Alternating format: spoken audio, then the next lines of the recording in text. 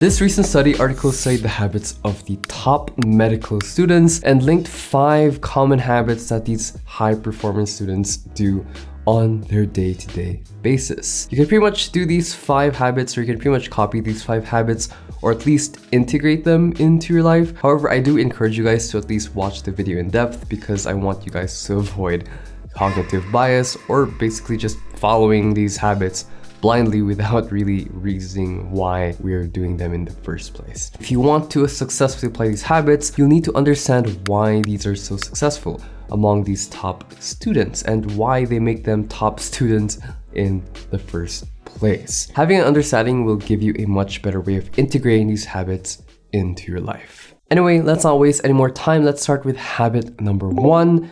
They dedicate 3 to 4 hours of studying every day. Nope, not even cramming everything in the last days before exams, which I'm sure everyone does, me sometimes included.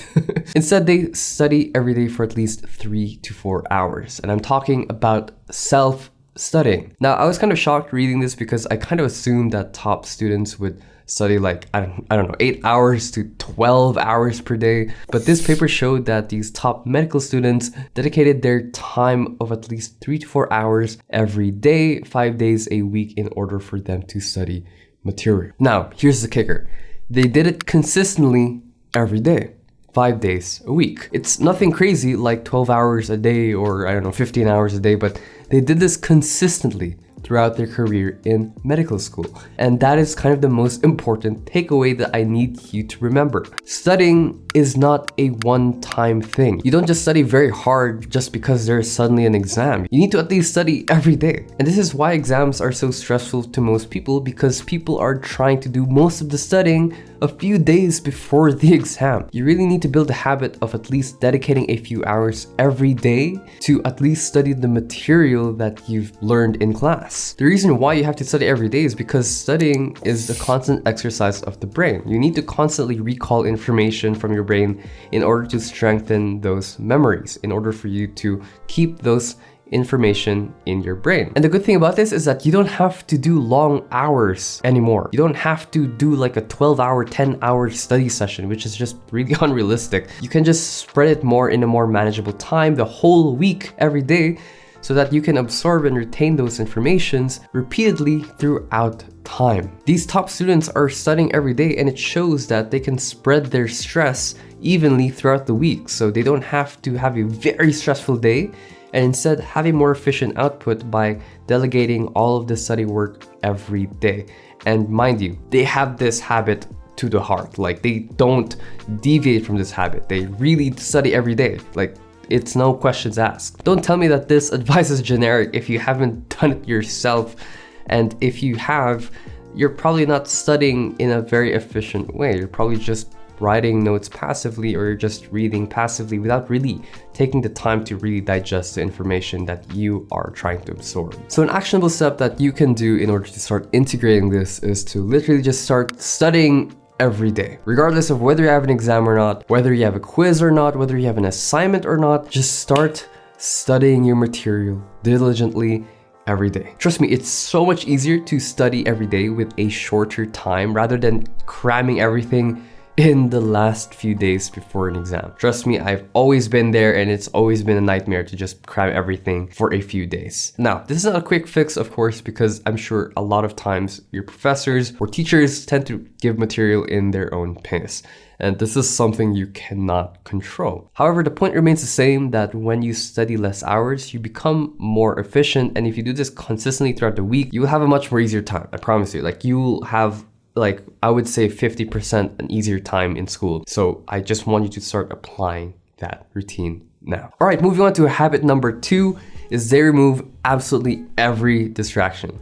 In this study, one other key habit that these top students were seen doing is literally removing every distraction. And I'm not talking just about their phones. Like, I'm not talking about putting their phone on just silent mode and just studying the material. I'm talking about literally shutting themselves off society just for them to study. So whether that be their phones, the internet, TV, Netflix, even friends and family, they tend to really shut them all out before they study. Yes, they literally don't talk to anyone when they study during those dedicated study time, and pretty much 85% of these top medical students were seen to prefer studying alone as opposed to studying in a group, which is quite interesting. I thought that studying in a group was much more efficient. So if you want to apply this step and if you want to take this into action, I want you to let go of the fear that things will go bad if you let go of your phone, or if we set a boundary with friends and family. The thing is, we're so accustomed to having constant stimulation that having our phone should always be on our side. And the thing is, when we start shutting these things out, we feel unsafe. We feel like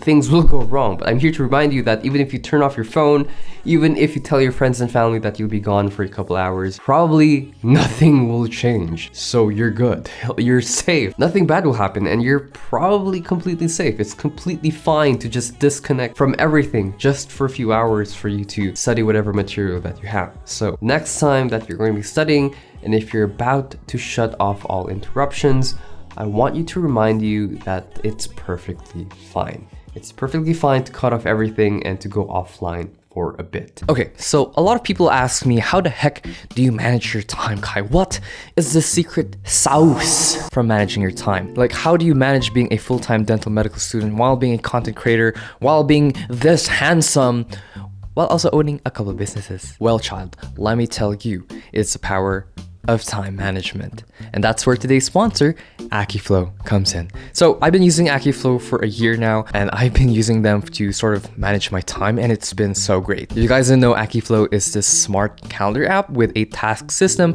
and AI built into it as well. So compared to your normal Google Calendar or your normal task system, Akiflow is just way more flexible and advanced. You can assign your tasks to different projects, you can put tags into them, you can even schedule your tasks for weeks or for specific months instead of a specific date, which is just so flexible in my opinion. And what's cool is that you could even drag the tasks straight into the calendar itself, which means you could visually see your tasks on your calendar. And recently, Akiflow added their new AI assistant, which is Aki. If you guys didn't know, Aki can help you schedule or optimize your day just from chatting with it. Like literally, think of it like your personal AI assistant. I pretty much use Aki for my school or for my scheduling of my videos. So for example, I would be in school and I would add a specific task and I would just literally tell Aki, could you schedule this task for later? Could you remind me to do this and that? It's just so freaking useful. So now you don't even have to spend hundreds of dollars on a personal assistant when you have Aki, which is your new AI personal assistant that can help you with scheduling. So if you guys are interested in Akiflow, then head to the link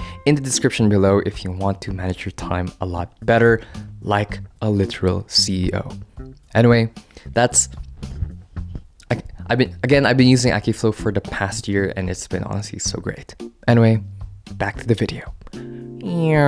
Habit number 3 that these top students do is they teach their peers. Wait a minute. Did you just tell us to study alone and now you're telling us to teach other people? Like, what the heck do you want, Kai? Now, not only did they have a dedicated time for their own studying, but they also have some effort put into teaching whatever they've learned to their peers. Now, you might be thinking that this is kind of counterintuitive because number one, in order to be a top student, you must be the top student. You must hoard everything to yourself. But the study showed that when trying to teach the same concept to other students, it kind of strengthens their own understanding in their own way. And while, yes, can argue that teaching other students might be detrimental to becoming a top student, it's counterproductive becoming a top student because you're kind of giving them the goodies of your hard labor. I'd argue that the very act of teaching other people, or the act of breaking down whatever you've learned and teaching it in a more broken down way in your own words, just helps reinforce whatever you've studied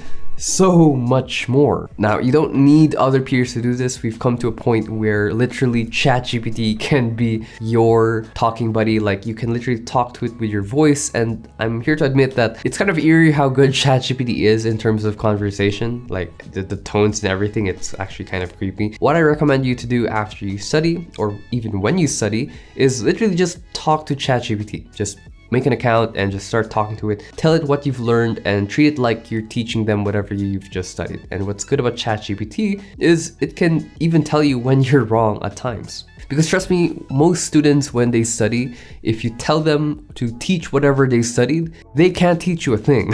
And that's how you know if a student passively studied or actively studied, is if they can regurgitate the information in your own words. You could literally be reading a textbook for hours and I can ask you, can you just teach me like what you've just learned? And you probably can't. The thing about teaching other students is that it's going to be very uncomfortable, yes, but that is a sign that it's much more efficient because it's active learning. And of course, active learning is always uncomfortable. Habit number 4 is they test themselves constantly. These top students were seen to always test themselves with a previous exam questions when it comes to preparing for an upcoming exam. And I've always been an advocate of just self-testing, especially with previous exam questions, if you could get your hands on them, because trust me, there is no better way to study for an exam than to test yourself with a previous exam. Because what you're doing when testing yourself for a previous exam is, number one, you're not only testing yourself with pretty much majority of what could be appearing on the exam, but you're also getting a sense of a pattern when you are studying an exam. You're going to start realizing what the exam is typically asking from you. And because you're taking a previous exam, you start to also realize what is more important when studying the material. So you don't have to treat every factual part of the PowerPoint as important. You can focus on what the exam taught you on your previous tests. And finally, the last habit is motivation or self-gratification. These top students have maintained their motivation through their studying, through self-gratification, or their fulfillment of their family dreams. Now, I know this is kind of Asian thing to do because, of course, your family wants you to be a doctor, wants you to be an electric engineer, I don't know. But the thing about these top students is that they kind of found motivation knowing that they've kind of will become the first doctors in their family, or they're kind of doing it with a familiar responsibility. So just, I want you guys to keep that in mind if you want to at least have a sense of motivation to keep going forward. There are 2 big motivators that these top students have from this study. Number 1 is family reasons, and number 2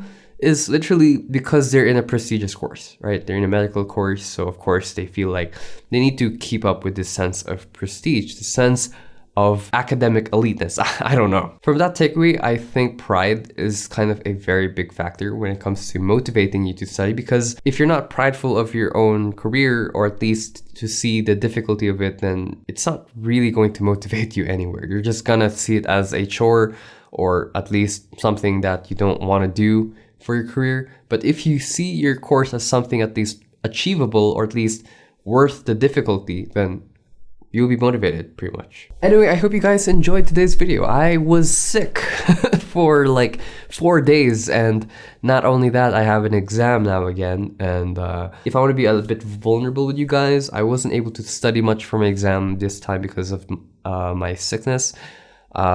So yeah, we'll see how that goes. I just want to remind you that sometimes that we aren't able to study very well for the exam, and that's perfectly fine. What matters is you do your best. And as long as you did your best, I have no problem, all right? The universe has no problem. You did your best. You don't have to keep pressuring yourselves when it comes to school, especially since now I feel like school content and, you know, YouTube can be blamed for this, the algorithm, but I feel like study content can get toxic sometimes. So I'm just here to remind you that, you know, take it easy. For the emoji for today, it's been a while. It's been a while since I did an emoji. I don't know if I did an emoji in the last video. You know what? Put a piano emoji, because I haven't touched this thing in like so long, and I kind of want to get back into it after exams. Oh my god, I have so much things to do. But yes, if you're watching this part, put a piano emoji. Anyway, I hope you guys enjoyed today's video, and I'll see you in the next one. Bye. Oh, don't forget to drink water. Okay, bye.